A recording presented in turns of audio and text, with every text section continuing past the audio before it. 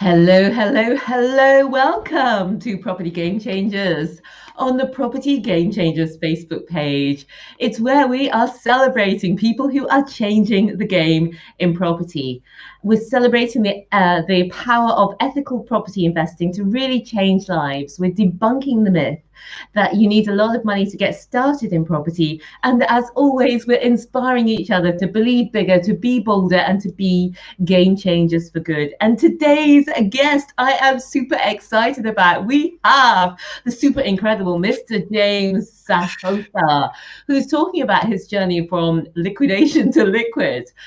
He is the man who does not know how to side hustle. Every side hustle he touches turns into a multi-million-pound business. And we are going to go through the highs and lows of business with James. And we're also going to talk about his quirky development company. And as you may already know, he's host of the hugely popular J2 Hub podcast. So welcome to Property Gamechangers. Wow, what an intro. What an intro. What an intro. Thank you very much, Stephanie. Thanks for having me. It's amazing to have you with us. I love your energy. I first heard of you on the Ludlow Street podcast with Dee Ludlow. And I loved the story so much that I don't normally listen to things twice, but I have actually listened to your episode more than once. Okay, is it sounding slightly stalkerish? Just a bit. You should be worried now. But James, why don't you tell us a little bit about, well, let's start off because you've always been kind of entrepreneurial. So tell us about a little bit about you and how you first got started in your first, what should have been a side hustle, but ended up being quite a big deal. Yeah, no worries. Yeah, no. So Stephanie, ever since I can remember when I was in school, being a young child, I always knew that the system just wasn't something that I wanted to get into.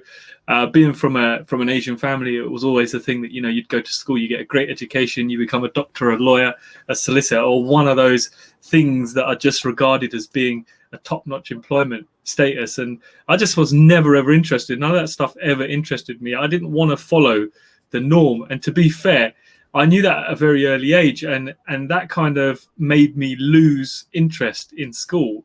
I wouldn't say lose interest in the sense that I wouldn't get what I needed to get done, but I'd only do the bare minimum because I knew that wasn't a path that I wanted to go down. I can remember being in school and, being outside exam halls when it's exam time and people have forgot pencils, they forgot rulers. I'll have a bunch of rulers, there are a bunch of pencils, and I'd be selling it. And I'm like, yes, I'm going to be making myself some money. So it was always there from a very, very early age. And I remember as soon as I turned, I think it was between 10 and 11, the local shop was allowing me to kind of do the paper round in the morning, which I think back now, and I think that was quite odd, 5 o'clock in the morning to allow a 10-year-old to do a paper round. You wouldn't allow that in today's day and age. I mean, I certainly wouldn't let my 10-year-old go out and do a paper round at this age in London. But, back then it must have been different. So I had this job before school where I was delivering papers, and then I was working for like half an hour in this fruit and veg store as well, putting the fruit out, the morning veg. So I was always earning money from a very, very early age. And I knew there was this system that was there where you exchange time for money, and it was drummed in very early. Time, money. As I got older, I realized that there's going to be more to just exchanging your time for money. I want to get out of this pattern as well. So I got through school. I did the bare minimum. I got through school. I then went on to college and did, I think it was a design A-level and a business course, just because I had to do something in college. They wouldn't just allow me to do one course. Did the whole university thing. I wanted to keep my mum happy because it was something that she really wanted me to do. So, I come from a single parent family. So I was raised by my mum, and I watched my mum from a very early age hustle, and I think that's where the kind of whole hustle thing comes in. And I talk about my mum a lot on podcasts. I talk about her a lot in when I do conversations like this. I remember seeing her very, very early on when I lost my father, and she was hustling 2 or 3 jobs, just to make sure she could pay her mortgage. And she still tells me to this date, she goes, my mortgage rates were up at 15%. at one point. And back in the 80s or early 90s, this is a big amount. She's trying to juggle the mortgage, she's trying to juggle 2 kids, she's mourning at the same time, and there was nothing. I know inside she was a broken woman, but I could see for the face of her children, she just kept hustling. It was like a train that just kept going and going and going, and you could not stop this thing. And when you're a 7-year-old and you're watching this, I'm going to be 39, or I'm heading towards my 40s, and I still remember this. What's that all about? You're quite old, James. I know. Yeah. Thank you. I didn't know that. Yeah. I thought you were a young buck. No. I'm in the gang. I'm in the older gang. Yeah. So, getting to this age, I still remember this, and I remember everything she used to do. And that was something that was firmly in my head. I knew the hustle from a very, very early age. So yeah, she was a massive, massive influence in my life in an early part, and she still is today. I'm very, very close to her. She advises me on things, and I talk to her and I say to her, what, the things that you've achieved in your life, it's very relative. If you were trying to do that now, you've achieved a lot. You need to realize you have achieved a lot with the resources that you had and the hustle that you put in. So it's really, really nice to have someone like that who I can look at and still to this age, still hustling, still working, still out there, still up ladders, cutting down trees, doing all kinds of things, So it's nice to see that. But getting back to what I was saying, I had to get through school. I had to get through university because I never really wanted to disappoint her. Growing up, I wasn't the best behaved. I was always getting into trouble. I was always messing around. And I say to everybody that I actually got a second chance in life, where I got into a lot of trouble when I was younger, and I nearly ended up with a small prison sentence. I briefly escaped that. And it's something I talk about openly because I say, you can always change your situation. It doesn't have to remain the same. So when I got through university, eventually, university was just a great time for me. I absolutely loved it. I love the whole social scene. I love meeting people. I love talking to people. But even while I was at university doing my degree, I knew there was no way in hell I'm going to work a 9 to 5 for someone, because it just wasn't me. I had the part-time jobs going on. I was always working. I was always doing something, but I knew in the back of the mind it wasn't going to be for me. So I came out of university and I did my master's only because I wanted to stay another year at university out in Manchester, having a great time. I did that. I then came back down to London and, somehow accidentally became a teacher. I talk about this. Yeah. So what happened? I kind of popped in to see an old school teacher, and he's like, "Oh, James, you know what? Do you want to come and work here for a little while? Because we need someone just to step in to cover somebody on maternity leave." And I thought, you know what? I've just come out of uni. It's going to pay me some decent money, Monday to Friday. It's relatively short hours, and I'll probably have a laugh at the same time. And then, to my surprise, suddenly he's got me on this teacher training program. I'm like, what? I ain't supposed to be doing no teacher training program. Like a whole school term later or a whole school year later, I'm a newly qualified teacher. And I'm thinking, oh my God, how did this happen? So I went and got myself a job as a teacher, and I've got a lot of respect for teachers. I think it's one of the hardest professions out there. I really used to love the part of teaching the kids, because for me, it was a stage. It was entertainment. I love to talk. And I used to love to talk to these children, and a lot of my lessons were about life. They weren't, I'm supposed to be teaching them graphic design or CDT or whatever it was, resistant materials, woodwork. But I'm talking to them about mortgages. I'm talking to them about real life. I'm talking to them about, do you know what life's all about? Do you know how much it costs to buy a house? Do you know what taxes? Do you know all this is? So that part of the job was very easy for me. It's the whole paperwork and being told what to do and targets to meet. And I just thought, nah, I can't do this. So I stayed for a year and a half at a job. And then I thought, you know what? Let me just try another school just in case. So I tried another school. I had the same feeling. And then I tried one more school and I just thought, you know what, enough's enough. This isn't for you. So I kind of stepped away. I mean, I remember walking out of a lesson, halfway through the lesson, picked up my box. You know that scene you see in movies where someone picks up a box and just wipes their desk? That was literally what it was. The head of department had upset me. I knew I wasn't in a contract, and I literally got my stuff and I walked out. And I still remember it. The kids were cheering me on as I'm walking out, and I'm thinking, yes, you know. So at that point, I remember walking out of this school and thinking, oh man, I feel great. So I thought, you know what? I drove down, parked my car up. I went to the local pub. I had a pint just to kind of recoup my thoughts. And I thought, this is the best thing you've ever done, James. You're a free man now. And that felt good. So I had another pint, and then it got all a bit serious, you know. And then I started thinking, oh my God, you're now going to lose your wage that you were getting. You know, you've got a mortgage. You've just bought a house. And I'm thinking, what have you done? You know, by the third pint, I'm thinking, I better phone this school back and apologize.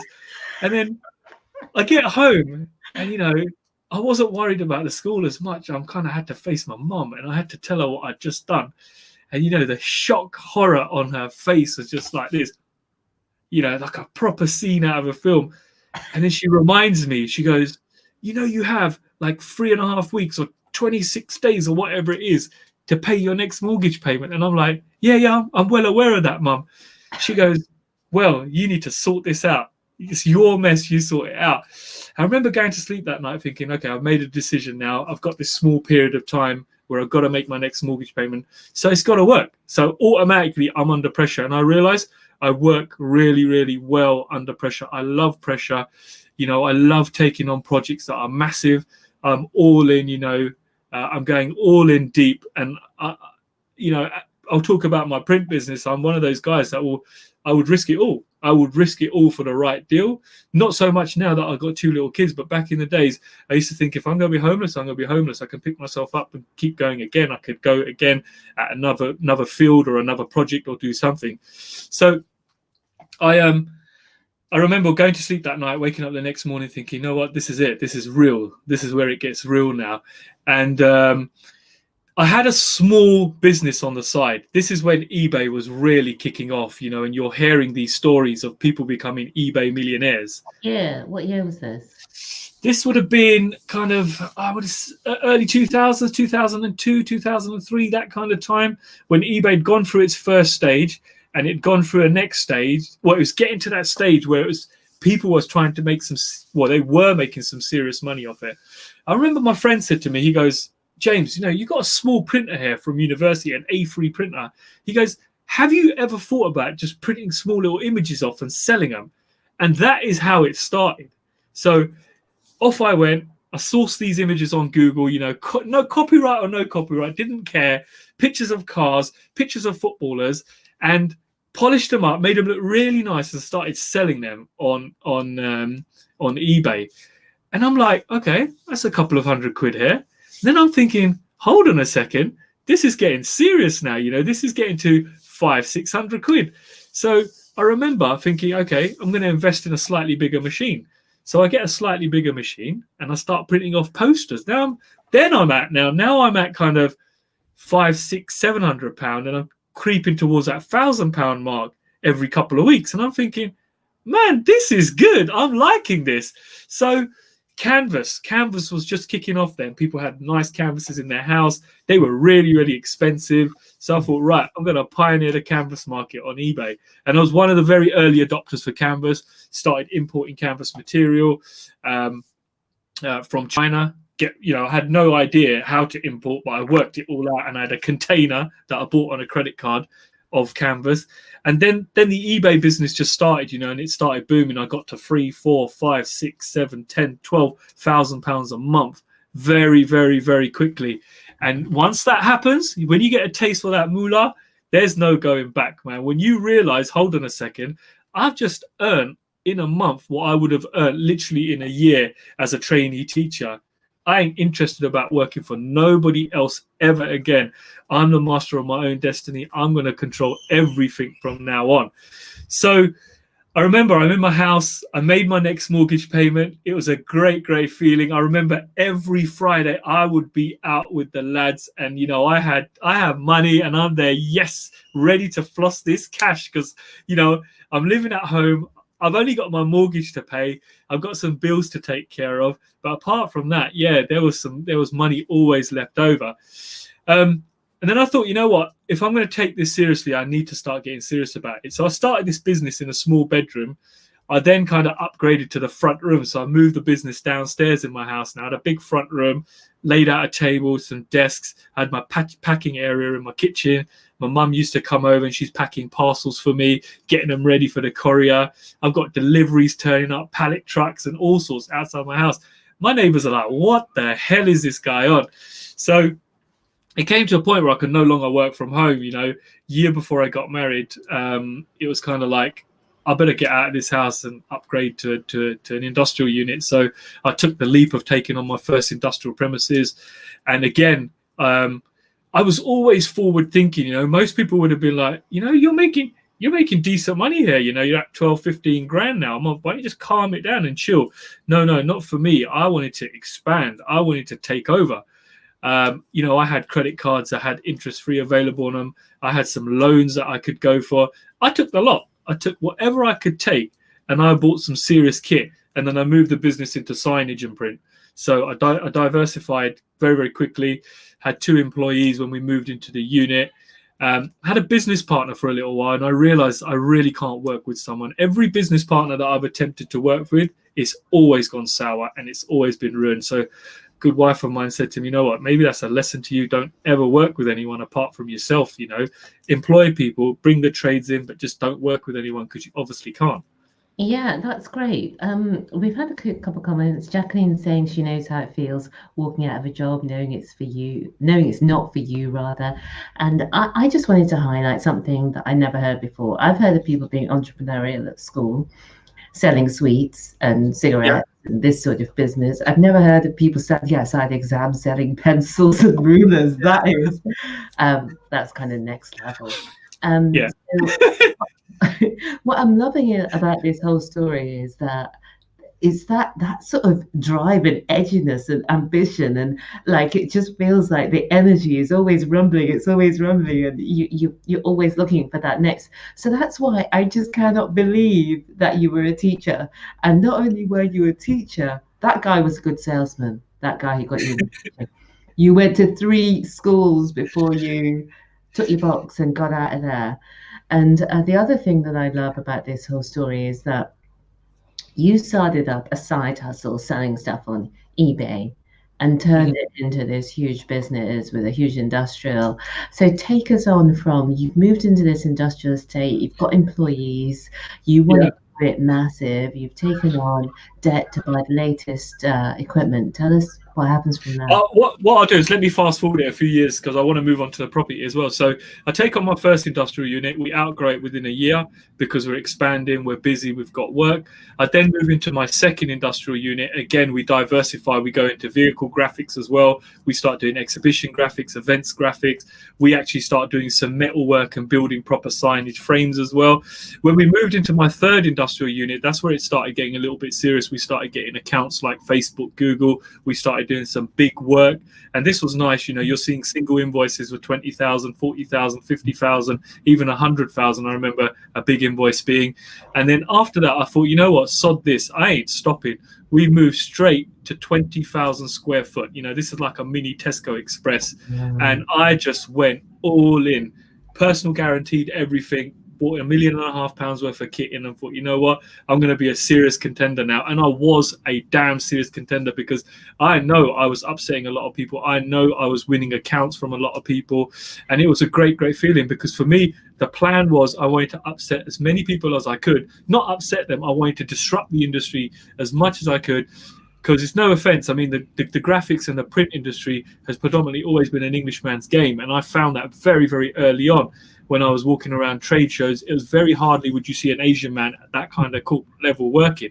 And my aim always was grow this business to an absolute monster where it's really pricking at people's heels, that somebody turns around and says, I'm buying you out. I'm employing you on £200,000 and you got a job here. And that's all I wanted. I thought, you know what? I'll still be in it, but I won't be in it without the stress.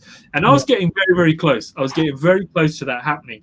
And, you know, as we grew, so did the nice things came. All the cars came, the money came, the watches come, all that nice stuff comes. But let me tell you something, when you're an entrepreneur and you're just focused on building and building and building, you will buy £100,000 car, £150,000 car, and it will sit there and do nothing. You will look at it and you'll admire it. You won't drive it because you're always working. You know, when people are out on the weekend, you're getting an extra shift in at work. If the staff are off on the weekend, you're maintaining machines. You know, it was always something going on. You know, I say to people, I almost missed the birth of my first child because I was trying to get a job out rather than be at the hospital. You know, it was that kind of level of commitment to making this work. It wasn't none of this, you know what, I'll work Monday to Friday. This was a 24-hour thing. There was a time when we were running for 24 hours. People could call me at 2:30 in the morning if there's a problem in the factory, and I will get out of my bed and go. And this is what I say to people. People say they want to hustle, but they want to hustle 9 to 5. A hustle isn't 9 to 5. It's 24 hours, 7 days a week, you know, especially when you're building. I say when you're at that building stage, and once you've built and you've got to that stage where you need to, then you can take your foot off the gas. But when you're initially started, no, it's always on the gas. Let's get this done. So let me take you back. So now we're in this big warehouse. We're doing some really, really nice jobs. The business is growing. I'm annoying a lot of people. They're getting very, very upset. I'm seeing them at trade shows. They're pointing fingers at me. And I'm thinking, yes, the plan is working. And you got to remember, I've had no formal business training. I don't know about a marketing team. I don't know about a HR team. I don't know the correct way to employ someone. This is all learning on the job and growing. I had no training whatsoever, no coaching. And it's a little bit silly because I wish I had training, because I wouldn't have got in the situation that I did. Because I always say to people, the reason that the business failed because I had the wrong education and the wrong information at the level we'd grown to. So we're in the business, everything's running smoothly, it's all going well. And, you know, I develop I'm ill. I'm sitting at home, I get a bit of a flu. I think, this is just man flu, this will go. You know, a couple of days I'm resting and I'm thinking, okay, this isn't going. A week's gone past, this is still not going. So I think, you know what, let me walk down and see my doctor. And I'm walking down my road to go and see my doctor, and I'm literally out of breath. And I get down to him and he puts his, you know, checks me out, checks my breathing. He goes to me, you got a severe case of pneumonia. I'm thinking, what are you talking about? I go, so what should I do? Give me something for it. Give me some pills and sort it out so I can get back to work. And now he's like, listen, you need to go to the hospital because it's that bad. It's on your lungs. And I'm like, what are you talking about? No, it can't be. I can't do that. I can't go to hospital. I need to go back to work. I've got things to do. So, you know, I was off for a period of 9 weeks, and it was very, very severe. And they say that because I did a lot of running in my early years, I've got a big lung capacity. And that's probably one of the things that made me recover from it, because it can be a nasty thing once you get it. And in that time, in those 9 weeks, I had my main, you know, technical director there who looked after everything. He was very pissed off with me, and I didn't realize at the time that he was annoyed with me. He was overworked, and, you know, he was doing 4 people's job. And I look back now, and everything he said to me about his job description was right. He was way overworked. He, you know, this is a 6'3" Polish guy who came into my room several times and broke down into tears because he was that overworked. And for me, it was like, nah, listen, we're a steam train. We're carry on going. Either you're on this train or get off this train. And every time he tried to get off the train, I pull him back with a little bit more money. And he'd take it, but then he'd realize it was more difficult. Very disgruntled with me. And this was his time to kind of get me back. You know, there's several jobs that got messed up. And for him, it was just a bit of a laugh, but he didn't realize the severity of it because it was connected to a lot of big accounts. So cut a long story short, they come back. We've lost, you know, nearly £1 million worth of work. And losing £1 million worth of work, contracts that I've taken years to build up, years to take these people out, you know, years for them to trust me. We already had a second chance with them once in the past when something went wrong. And this time around, it was like, no, James, sorry, we cannot do this. We're not giving. I'm like, look, is there anything I could do? Let me come and see you. Let me spend some time with you. Nothing whatsoever. Swiped like that from the bottom of my feet. So I get back and I'm standing there thinking, you know what? How do I recover from this? You know, What do I do? This has taken me a long time to get through. I'm looking at our cash flow and thinking, okay, we could probably survive 6-7 months, but you can't build £1 million worth of business back in 6 to 7 months. I don't care what anyone says. It took me 5 years to build them accounts. So, I held up the white flag and went into liquidation, voluntary liquidation, I might add, because people say, oh, you went bust. And I didn't go bust. I said I was going into liquidation because I didn't want to put myself in a hole and keep digging and digging and digging and digging and know that I'm just going to be digging and it's going to get more painful. Let's just hold the flag up and off we go. So I remember the day we decided to go into liquidation. About a month later, the liquidators turn up. And if anybody's been into liquidation, it's a really odd thing. They make you work your final day up until closing. 5 minutes before you close, you tell your staff that that's it, you're not coming in tomorrow. So I remember Friday, 6 o'clock, everybody was told, sorry, there's no job on Monday. The firm's gone into liquidation. And you can imagine there was quite a few people that were chasing me around that factory wanting to punch me in my face. And one almost did. So, handed over the keys and walked away. And you can imagine the feeling, what that must have felt like. This is my whole life's work. This is my baby. This was my baby before I met my baby, before I got married, before I had my actual kids. So this was painful. This was very, very, very painful. And I remember handing those keys over, and it was just like someone's, if I could describe the pain, I know people say this is a bit dramatic, James, it's like someone taking my kid away from me. That's exactly how it felt. Not that anybody has taken my kid, but still, that's what I compared it to. And I remember, going home that day and just thinking, there was a sigh of relief in the sense that for the first time in my life, I sat on my sofa like this. I was like, okay, so what do we do now, James? What is going to happen now? And I remember waking up in the morning and thinking, okay, this is a little bit real. And I remember for the next, I think, 2 to 3 months, I spent most afternoons in the pub just, getting drunk and not thinking about it. Because I think what happens is you use the alcohol to blank things out, and the first couple of drinks are nice. But then you're drunk, then emotions kick in. Then you get really upset. Then you go through this phase where you're getting really upset.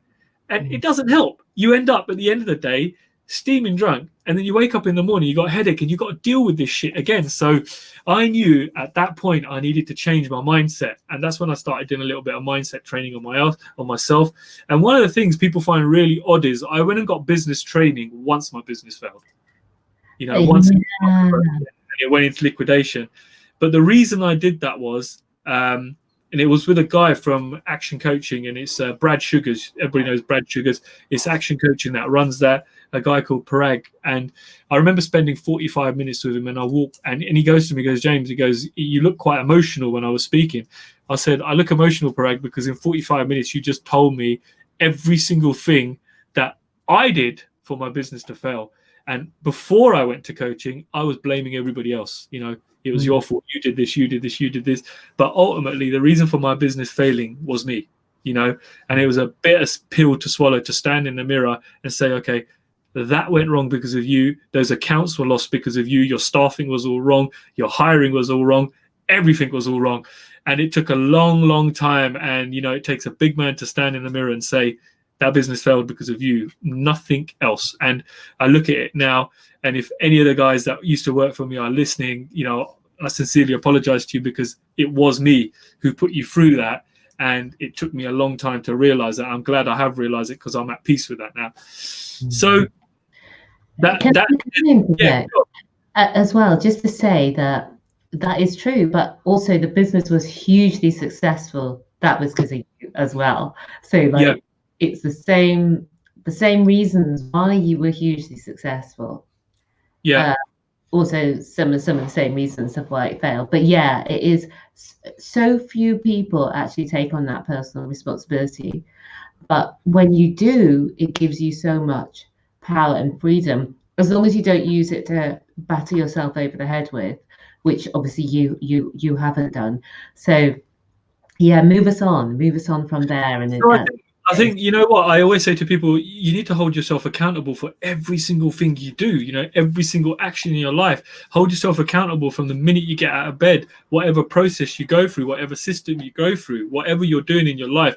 And I'm so glad I was able to have that self-realization. If I hadn't, God knows what would have happened further to that, because I would have just blamed everybody else but myself. So Yeah, and thanks for adding. Yeah, you're right. I never took enough time to say, you know what, James, yeah, there was a lot of successes because of you as well, because all the negatives kick in. And it's that old thing in it. People never remember the good. They always remember the bad. And for me, I was always going over the bad and remembering the bad rather than remembering all the good times and all the successes as well. And I was shocked to hear recently that over 75% of businesses in the UK of all sizes are under the VAT threshold, i.e., they do not bring in more than 80 grand a year and they do not employ anyone. So to have a business that has a revenue of up in the seven figures, a very small percentage of people ever will achieve that. So it's just something, yeah, it's a huge achievement. Yeah, you know, I mean, just to get, I mean, I remember my running costs a month were like, I think between 68 and 74 grand before I took a penny for myself. You know, between 68 and 74,000 before I got paid. And people think that, damn, that what? How did you used to do that? You know, and it was hard. I look back now and I think, shit, James, how did you do that? You know, you built this from something that started earning 200-300 quid to what it started earning. But yeah. Anyway, so that comes to an end now. And then I'm like, okay, what am I going to do now? What am I going to do? And I always dabbled in property. Everything, ever since I've been in business, I've always dabbled in property. You know, I did a few conversions alongside, but I never took it seriously. I never ever took it seriously. And when I mapped everything out on paper, I looked back and I thought, you know what, James, if you go back now through your whole business life, the only time you've made serious money is in bricks and mortar, man. Every time you've done a property deal, it's been serious for raw cash. When I mean raw cash, I'm talking you flip a deal and you got big amounts of money, you know. Business is good because you've got constant drips of money. But when you do property, you do a good deal, you're going to get a massive amount of cash. And I thought, you know what, let me focus on this. And it was actually my wife who said to me, she goes, look, that piece of land that you bought with your friend, she goes, why, you know, you've gone through the painful whole process of getting planning on this land, you know, and it's a garden plot of land. It is literally somebody's garden up between an alleyway. And we managed to get planning on it. You know, me and my friend Jonathan, we managed to get planning on it. And at the time, I think Jonathan wanted to move on to other things. So he was looking to sell out. And my wife had some money and she goes, look, I'll buy his half out. You just go and build this house, you know. And, you know, that's how it started. She kind of just said, off you go and build this house. And I'm like, okay. So off I go. And I had some money stashed away that I could use for this build. And I went to see an investor and I got some money in from an investor. So you got to remember, I've never done a new build. I've dealt with tradespeople, but I've never had like a proper building contract. And, you know, you've probably heard it on the podcast. I get a builder. I find him down the gym. He's a mate. He's one of those guys in the gym. Hello, mate. All right, mate. Hello, mate. How you doing? Yeah, I'm a builder. I can help you build a house. I think, you know, how hard can this be? We agree something and we start. And, you know, bang, I've just gone and lost the investor's money. Because he's, you know, I've got my payment structure all wrong. I've got everything wrong. And the guy starts building the building at the wrong height. This is supposed to be a sub-basement type thing. And it was so embarrassing when a neighbor rang me, and he's an architect. He goes, James, I thought I'd warn you. I think you should do some more site visits. And I'm like, why? Everything's running smoothly. I'm getting pictures. He goes, your house is going to be too tall. I go, what do you mean it's going to be too tall? He goes, your guys have started at ground level. They haven't gone down. And I go, how do you know all this? He goes, I'm an architect and I studied your drawings. I'm like, oh my God. So I go down there and obviously this guy's like, well, I didn't know. We tried to come to some kind of agreement where I said, okay, look, you've probably done X amount of work. Just give me back this amount of money and we'll call it quits. None of that. Didn't want to know none of it. I've got this. I can't do this. I've spent this amount of money.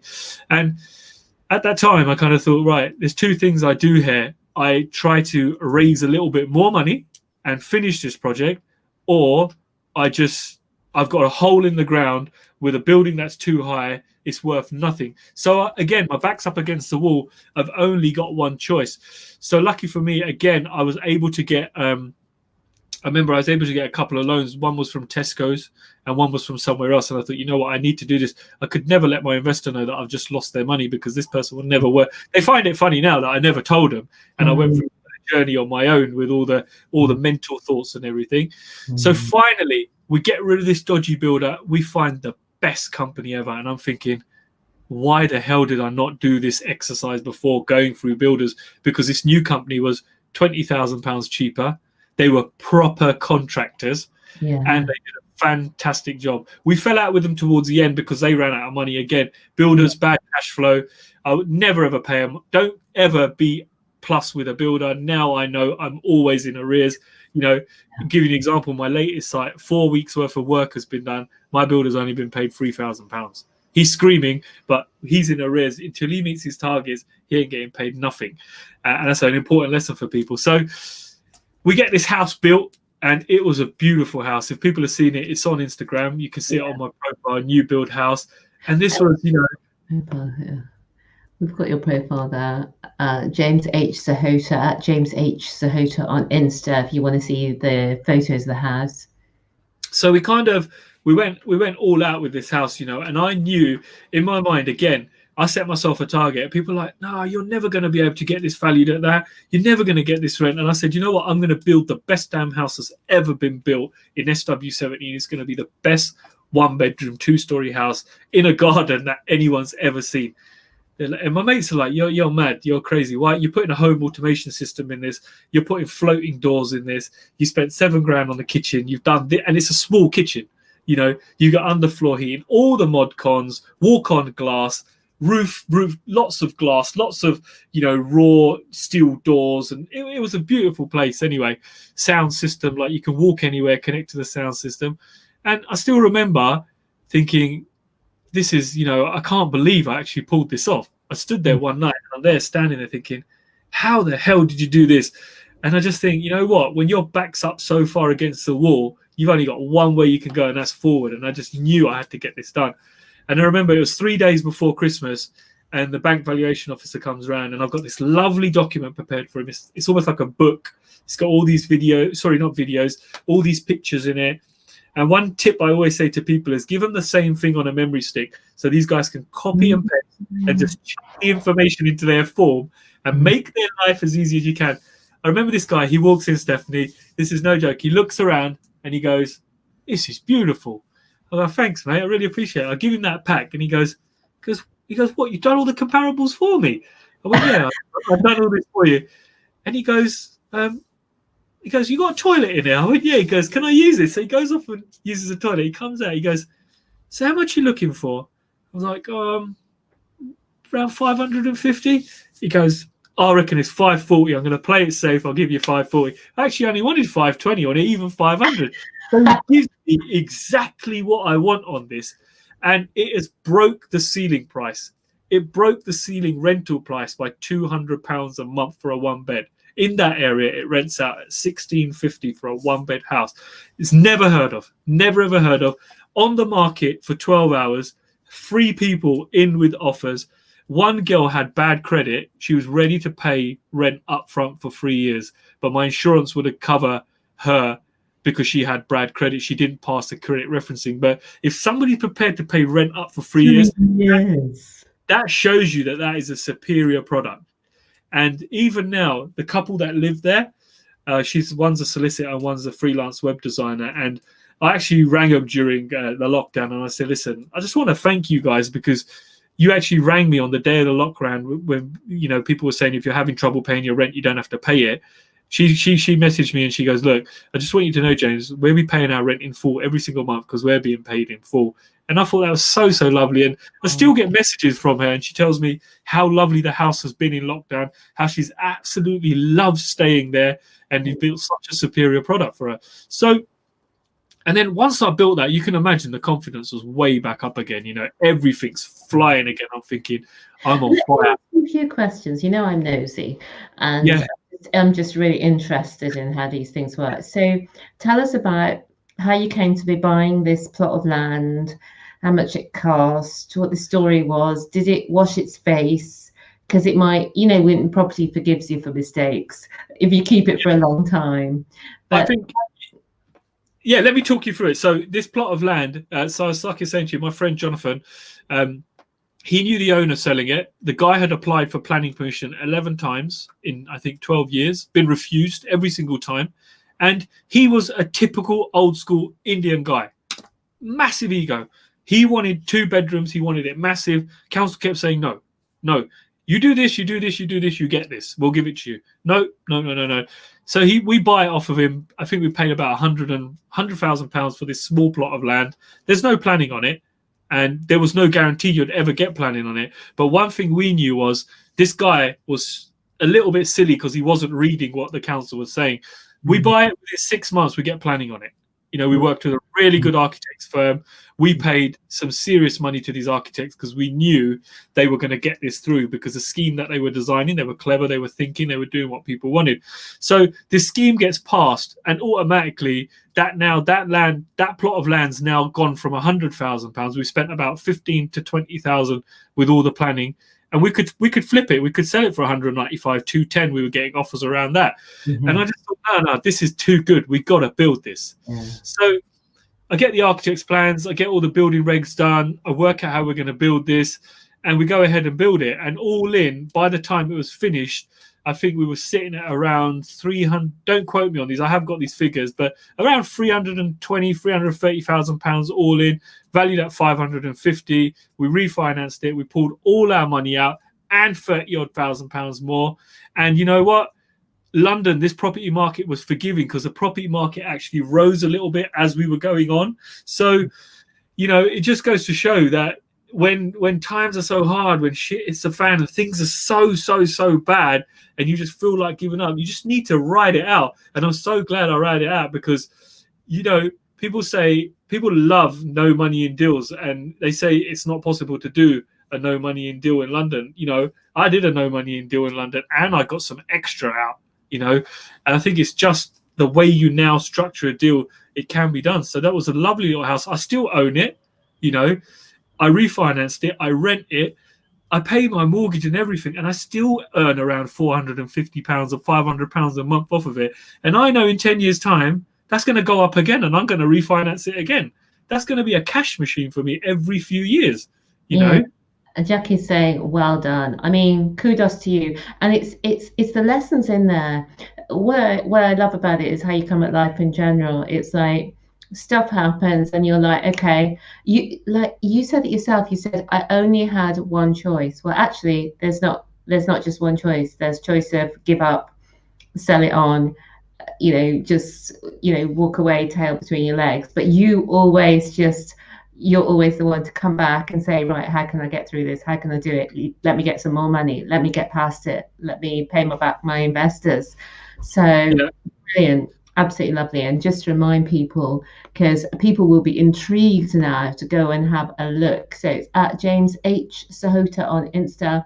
If you want to check out this project. So carry on.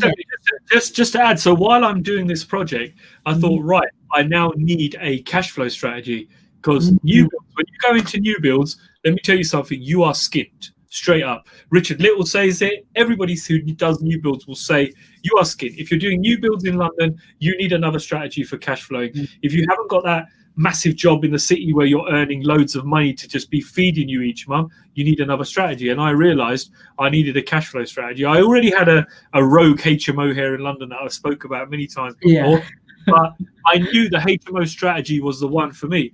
So I started doing a bit of research. And do you know what my research was? I say to people, I went onto Google and I typed in the highest yielding areas in the UK. And it gave me the top list. And I went for number 1 and 2. Off I went, got in the car, went to check the area out. Thought, okay, I don't know this area. I don't know anyone. I like the yields. I'm going to make it work here. On the way home, I'm looking for an auction catalogue and I spot this lot and I think, oh, this looks good. This could be a nice 6-bed HMO. I'll have some of that. Don't know nothing about the area. Don't know where to buy, where the right street is. Start doing some research around Facebook, and I find myself a project manager in my investment spot. Start speaking to him. He wasn't a project manager at the time. He was just an investor in the area. Somehow through conversation, I think we really got on, or he really liked me, and he said, look, I'll PM this build for you because it's going to be stressful. It's the best thing I ever did. That house I bought for £77,000 at auction, a 3-story 6-bed house. Yeah. My PM looked after the whole project for me. I visited site 4 times. The whole project. by the time it was finished, cost me £158. It pays me £2,300 every single month for the rest of my life. And okay, I didn't get all my money out of that. I had to leave 23 grand in. But would you leave 23 grand in for £2,300 every single month? Yeah, definitely. Yeah. I'll take two. Could I have two of those, please?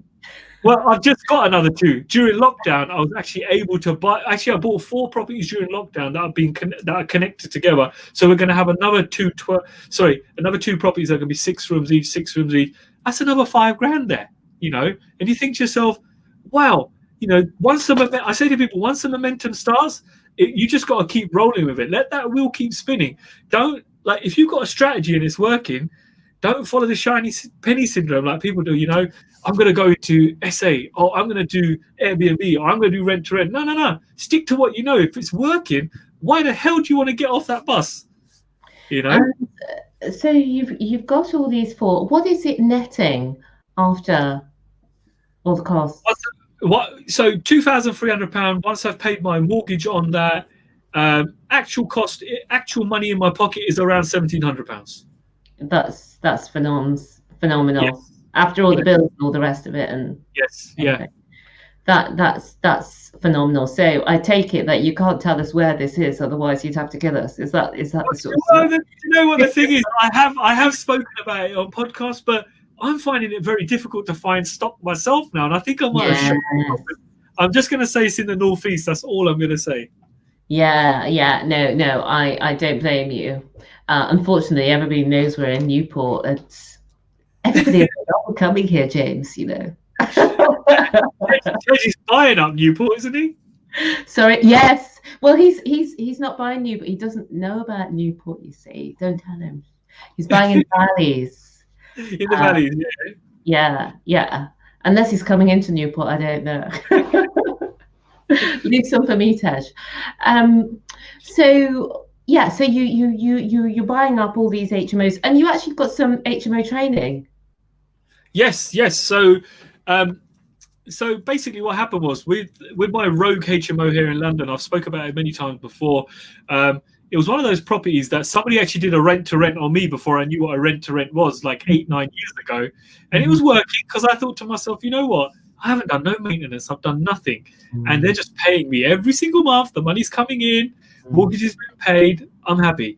And you know what, Stephanie? I kid you not. The house is less than 200 meters from my house. And I never went around to check it in 8 years. How bad is that? I drove past a few times. I thought, oh, the windows are all intact. Everything must be good. I'm getting my rent each month. And lo and behold, it's a shit tip in there. It's really, really bad. The ceiling started caving in and all sorts. So with this HMO, what I decided to do was I thought, you know what, there's a lot of people out there doing bits of training, and it seems to be quite generic training.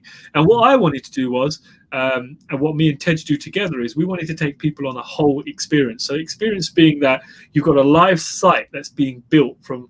This is a back to brick, it's gone completely back to brick. We've dug floors out. We've done all kinds of things in this house.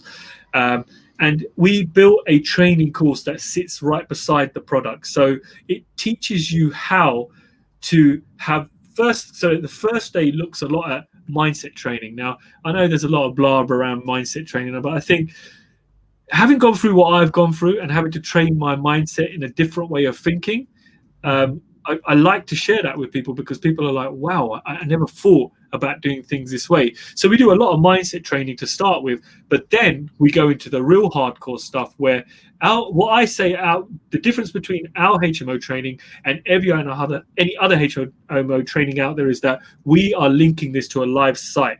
We're going to run it again up in the north to the live site. So we talk about everything from the point of sourcing it, from room sizes, heating systems, how you run your soil stacks, site safety, comfort for your builders, finding your builders, sourcing your trades team, every single thing that people want to hear. This isn't top level stuff.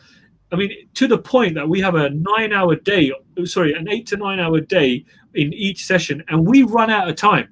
We get to the end and we haven't covered a large chunk of stuff because there's so much value. And I think what makes ours different is that people are physically getting to see what they're learning, they're seeing on site. And if there's anything, when I've got stuff that goes wrong, and it's hit like this Saturday. Tomorrow actually is day 2. We're going to be talking about a £9,000 thing that I didn't account for. You know, a £9,000 hit that I'm going to talk about tomorrow, and the guys are going to go on site and they're going to physically see where 9 grand has gone. No other trainer's doing that. Every other trainer is show, and I don't call myself a trainer. I just love it. I love what me and Tej are doing here.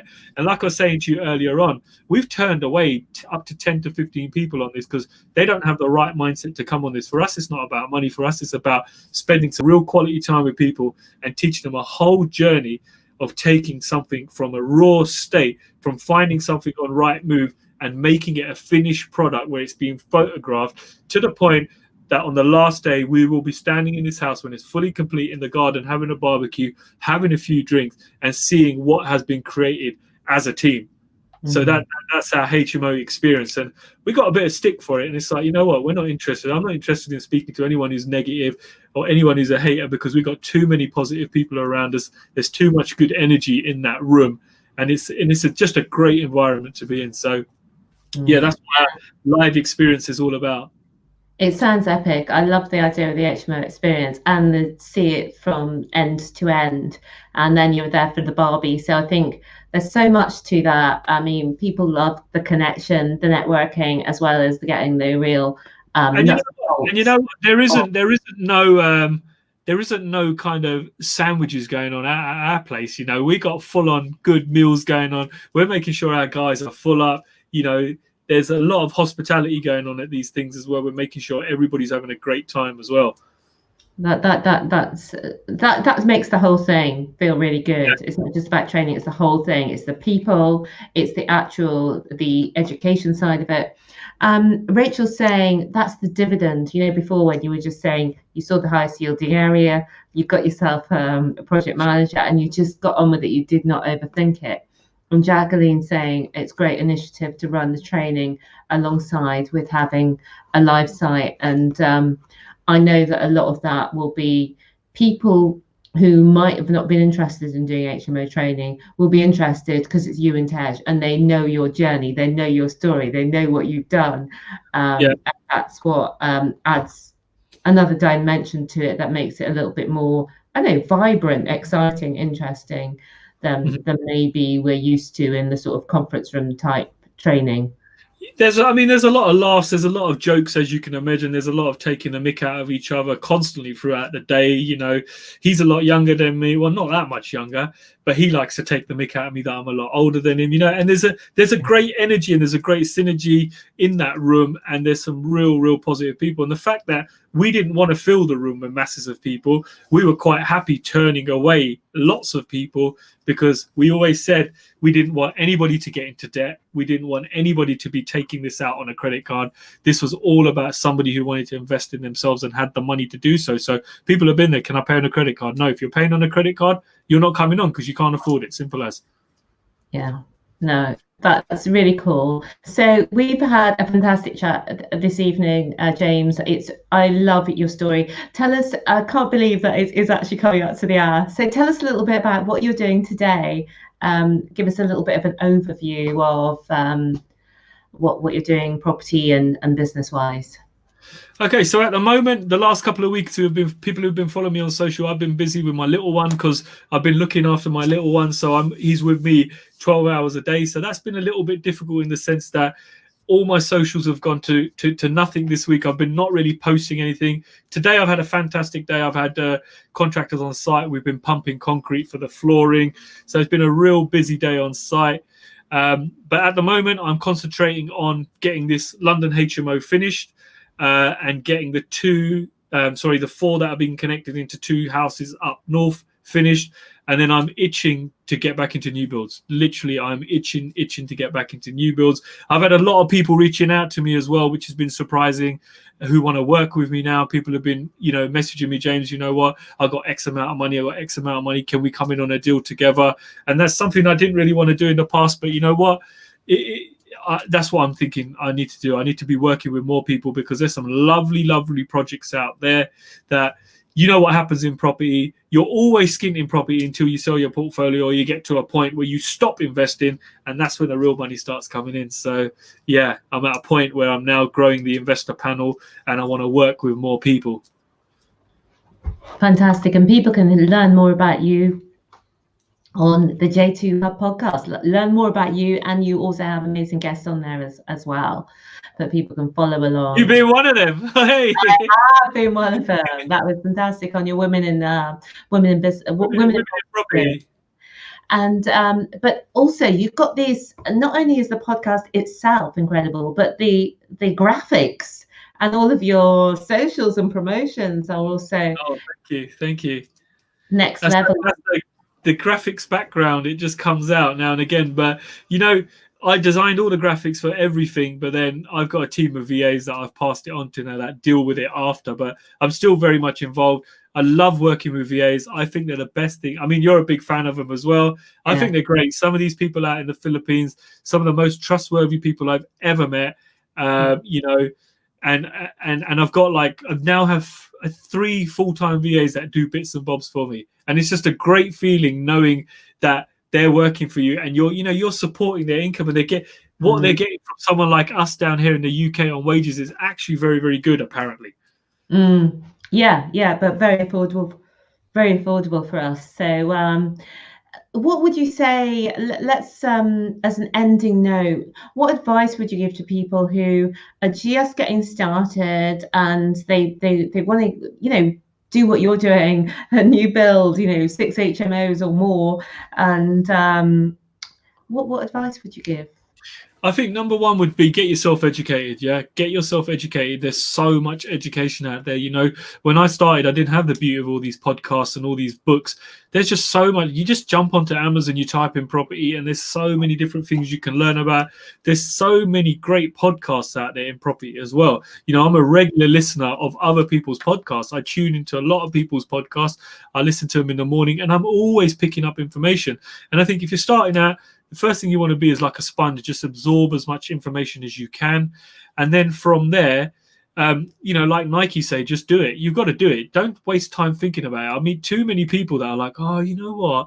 I've got £100,000. I want to do this, but I don't know if I should. And I say, look at the way you're talking. Look at your voice. You're on a downer straight away. How are you gonna go buy a property? How are you gonna bid at auction if you're talking with that kind of, you know, personality? You want to be uplift. You want to be upbeat. Get out there and do it. Don't waste your time. You've got one life. Before you know it, you're going to be dead, or you're going to be ill, or you're going to be old, and you're going to be thinking, you know what? I wish I'd done this. I'd rather go through life, you know, and fail 10 times and be skint and on my dying deathbed think, you know what, I ain't got no regrets because I did absolutely every single thing that I wanted to in life. I lived life to the maximum and I got no regrets. That's it, simple as. If I fail, I've got no regrets. If I'm a massive success, I've got no regrets because I've done exactly what I wanted to do. I've led my life how I wanted to do, and I've controlled it in the way I want to control it. I love that. You're going to be a massive success because you can only be a failure if you stop. You know, we're all going to have failures, but you can only end a failure if you stop, and you're never going to stop.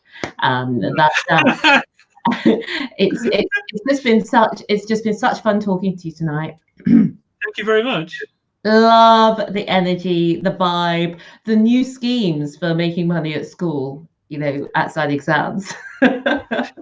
and yeah, it's just so impressive. I love seeing that design and that extra, the added stuff that you put on. It's not just all about you know, creating something for the least amount of money and selling it for the highest. It's creating something incredible that works as a long-term investment, and it delivers in every way. It's a great place for people to live, as well as it's a great investment for you. So everybody wins. So do you know what it is? I think, sorry, just lastly, what I want to say is I think if you want to develop if you want to be remembered for something, you got to do something different. You can't just be doing what everybody else is doing. You know, like we spent £2,000 on a sound system. There's a very good reason for it.